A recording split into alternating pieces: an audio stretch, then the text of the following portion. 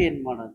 ಈಗಾಗಲೇ ಇಲಾಖೆ ನಮ್ಮ CS ಅವರ ಒಂದು ಅಧ್ಯಕ್ಷತೆಯಲ್ಲಿ ಇಲಾಖೆ ಈಗಾಗಲೇ ಮೀಟಿಂಗನ್ನು 2 ಬಾರಿ ಮಾಡಿದೆ.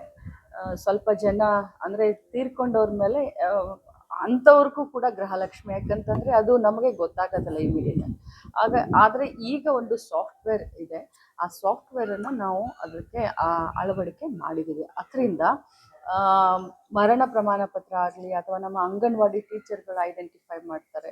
ಸೊ ಹೀಗಾಗಿ ಅದನ್ನು ಈಗಾಗಲೇ ತಡೆದಿದ್ದೀವಿ.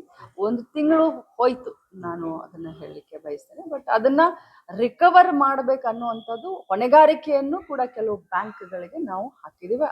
CS ಅವರು ಈಗಾಗಲೇ ಅವರಿಗೆ ನೋಟಿಸನ್ನು ಕೊಟ್ಟಿದ್ದಾರೆ ಆ ಬ್ಯಾಂಕ್ಗಳಿಗೆ, ಮತ್ತು ಲೆಟರನ್ನು ಕೂಡ ಬರೆದಿದ್ದಾರೆ. ಗೃಹಲಕ್ಷ್ಮಿಯರಿಗೆ ಶುಭ ಸುದ್ದಿ ಸಿಗುತ್ತಾ? ಈಗಾಗಲೇ 24ನೇ ಕಂತು, ನಾನು ಯಾವಾಗಿದ್ರೂ ಹೇಳ್ತೀನಿ ಕಂತು ಕಂತು ಅಂತ ಹೇಳ್ತೀನಿ, ತಿಂಗಳ ಹೆಸರನ್ನು ಜಾಸ್ತಿ ಹೇಳೋದಿಲ್ಲ. ಸೊ 24ನೇ ಕಂತನ್ನು ಈಗಾಗಲೇ ಫೈನಾನ್ಸ್ ಡಿಪಾರ್ಟ್ಮೆಂಟ್ ಅವರು ನಮಗೆ ಕೊಟ್ಟಿದ್ದಾರೆ. ಸೋಮವಾರದಿಂದ ಮುಂದಿನ ಶನಿವಾರದ ಒಳಗಡೆ 24ನೇ ಕಂತು ಬಿಡುಗಡೆ ಆಗುತ್ತೆ. ಮೇಡಮ್, ಈ ನಾಯಕತ್ವ ಬದಲಾವಣೆ ಆಗುತ್ತೆ ಅಥವಾ ಸಚಿವ ಸಂಪುಟ ವಿಸ್ತರಣೆ ಆಗುತ್ತೆ? ಅದು ಎರಡರ ಬಗ್ಗೆನೂ ನನಗೆ ಗೊತ್ತಿಲ್ಲ.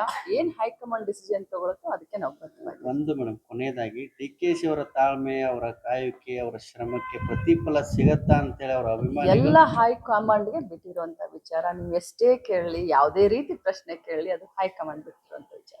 Thank you.